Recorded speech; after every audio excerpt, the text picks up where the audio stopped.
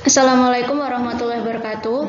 Kami dari kelompok 3 akan mempresentasikan hasil diskusi dari kelompok kami dengan tema zakat emas dan perak dan mata uang. Yang beranggotakan saya Nurul Kamalia NIM 4119121. Kemudian Dalilah Ilmiah NIM 4119122. Risa Nurani NIM 4119123. Yang terakhir, Sinta Putri Janah, NIM 4119136. Pokok pembahasan dari materi ini antara lain yang pertama yaitu pengertian dan landasan hukum zakat emas dan perak, kemudian yang kedua nisab dan kadar zakat emas dan perak, yang ketiga emas dan perak yang menjadi perhiasan, dan yang terakhir zakat mata uang. Selanjutnya, materi yang pertama yaitu pengertian zakat emas dan perak. Emas dan perak merupakan logam galian yang berharga dan merupakan karunia Allah Subhanahu wa Ta'ala. Ia merupakan hasil bumi yang banyak manfaatnya kepada manusia, sehingga dijadikan pula sebagai nilai tukar uang bagi segala sesuatu. Sementara syariat mengibaratkan emas dan perak sebagai sesuatu kekayaan alam yang hidup dan berkembang. Kemudian dalil kewajiban zakat. Yang pertama terdapat pada Quran surat At-Taubah ayat 34 yang artinya, dan orang-orang yang menyimpan emas dan perak dan tidak menafkahkannya pada jalan Allah, maka beritahukanlah kepada mereka bahwa mereka akan mendapat siksaan yang pedih. Dalil selanjutnya yaitu dari Abu Hurairah, Rasulullah Shallallahu Alaihi Wasallam bersabda, yang artinya, tiadalah bagi pemilik emas dan perak yang tidak menaikkan haknya untuk menzakatkan keduanya, melainkan di hari kiamat ia didudukkan di atas pedang batu yang lebar dalam neraka, maka dibakar di dalam jahanam, disetrika dengannya pipi, kening dan punggungnya. Setiap api itu padam, maka dipersiapkan lagi baginya hal serupa untuk jangka waktu 50.000 tahun, sehingga selesai pengadilan umat manusia semuanya, maka ia melihat jalannya, apakah ke surga ataukah ke neraka. Dari Amr bin Shu'aib, dari ayahnya, dari kakeknya, dari Nabi Shallallahu Alaihi Wasallam, beliau bersabda, tidak ada zakat jika emas kurang dari 20 miskol, dan tidak ada zakat jika kurang dari 200 dirham. Selanjutnya, dari Ali bin Abi Thalib radhiyallahu an, Nabi Shallallahu Alaihi Wasallam bersabda, bila engkau memiliki 200 dirham dan telah berlalu 1 tahun sejak memilikinya, maka padanya engkau dikenai zakat sebesar 5 dirham, dan engkau tidak berkewajiban membayar zakat sedikit pun.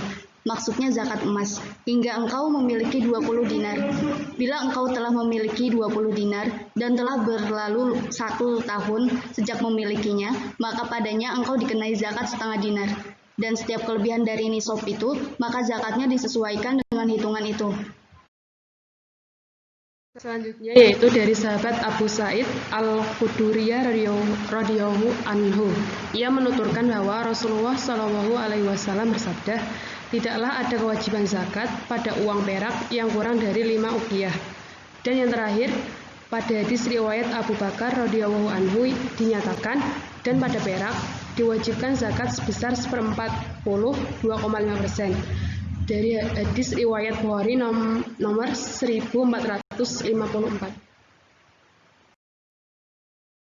Selanjutnya yaitu nisab dan kadar zakat emas dan perak. Yang pertama, nisab emas adalah 20 miskol atau dinar. 1 dinar setara dengan 4,25 gram, maka nisab emas adalah 20 kali 4,25 gram sama dengan 85 gram, dan kadarnya 2,5%. Kemudian perbedaan antara dua jenis miskol 0,2 karena miskol asing 4,8 gram, miskol Irak 5 gram. Hendaklah kita bersandar pada yang paling kecil sebagai bentuk kehati-hatian, yaitu ukuran 85 gram. Dengan menganggap dirham Arab 2,976 gram, ini lebih baik. Selanjutnya, nisab perak adalah 200 dirham. 1 dirham sama dengan 2,975 gram. Maka nisab perak adalah 200 kali 2,975 gram sama dengan 595 gram, dan kadarnya adalah 2,5%. Emas dan perak yang menjadi perhiasan.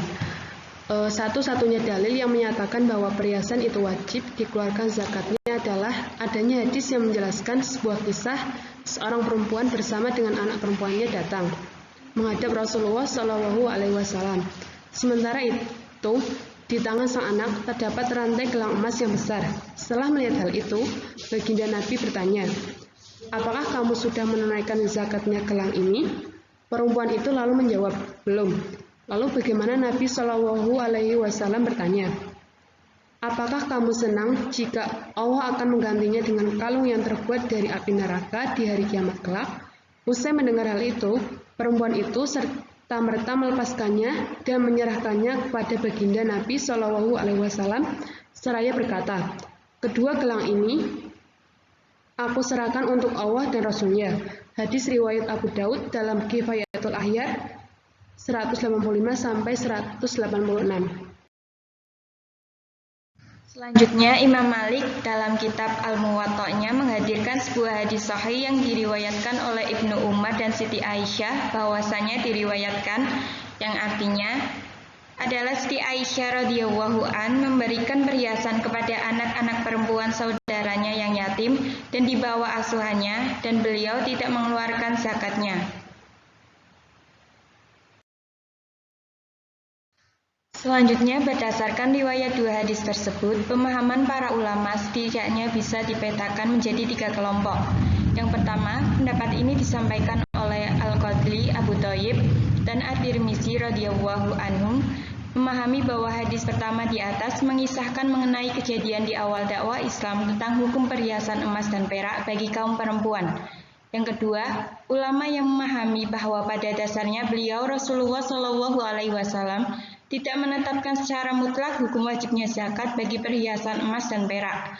Alasan yang dipergunakan oleh ulama ini adalah bahwa suatu perhiasan menjadi wajib dizakati apabila terdapat unsur israf atau berlebih-lebihan dalam kadarnya. Dari kalangan ulama ahli usul fikih, menurut kalangan ulama ini, kewajiban zakat perhiasan bisa disebabkan karena 2 ilat atau alasan yang bisa berdiri secara terpisah atau bersama-sama. Pertama, bisa jadi wajibnya zakat adalah karena ilat keharaman pemakaiannya.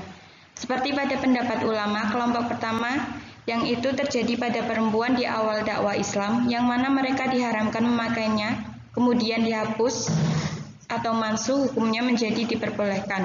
Kedua, bisa jadi wajibnya zakat perhiasan adalah disebabkan karena unsur berlebih-lebihan atau israf. Untuk itu, para ulama ini menetapkan batasan mengenai perhiasan yang disebut israf itu, di mana kadar israf tersebut adalah melebihi nisab. Berdasarkan penjelasan tersebut, dapat disimpulkan bahwa perhiasan pada dasarnya adalah tidak wajib dizakati, manakala perhiasan tersebut adalah perhiasan yang bersifat mubah dikarenakan oleh orang yang tidak dilarang oleh syarak menggunakannya. Semua jenis perhiasan yang sifatnya diharamkan oleh syariat, baik karena unsur israf atau karena diharamkan penggunaannya oleh jenis kelamin tertentu, maka hukumnya dikembalikan sebagai harta zakawi yang wajib dizakati bila telah mencapai haul setahun dan nisab. Sama halnya dengan zakat emas dan perak. Zakat perhiasan ini dikeluarkan setiap tahunnya saat haul mencapai 1 tahun hijriyah dan selama masih mencapai nisab, dan besarannya adalah 2,5% atau 1/40. Kemudian zakat mata uang. Zakat mata uang atau zakatul wada'i atau zakat uang atau simpanan uang, sebagian besar fuqaha memandang bahwa zakat uang itu wajib karena uang atau uang kertas kedudukannya sama dengan emas dan perak dalam penggunaannya, dan ia dapat dipertukarkan dengan perak tanpa ada kesulitan. Zakat uang dikioskan dengan zakat emas karena daya beli uang yang beredar sebagai tanda pembayaran yang sah lebih kuat daripada cek, bahkan terkadang lebih kuat dari emas. Fuqaha 3 imam mazhab kecuali Hanbali sepakat bahwa zakat uang atau uang kertas itu hukumnya wajib. nisab zakat uang senilai 85 gram emas atau 595 gram perak atau lebih. Bila harta sudah mencapai 1 tahun atau tahun hijriah, zakat yang dikeluarkan adalah 2,5%.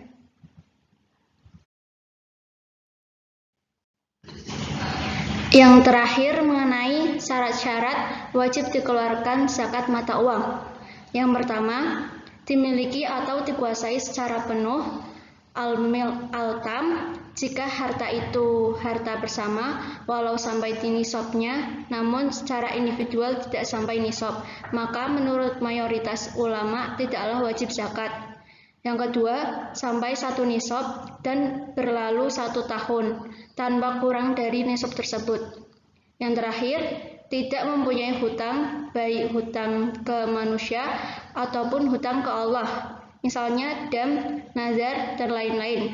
Ini menurut pandangan Malikiyah, Hanafiyah, Hanabilah, dan kaul qadimnya Imam Asy-Syafi'i.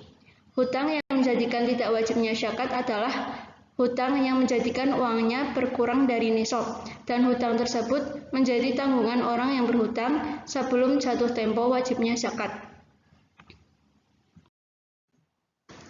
Sekian presentasi dari kelompok kami. Terima kasih telah menyimak pemaparan dari materi ini. Kurang lebihnya mohon maaf. Wassalamualaikum warahmatullahi wabarakatuh.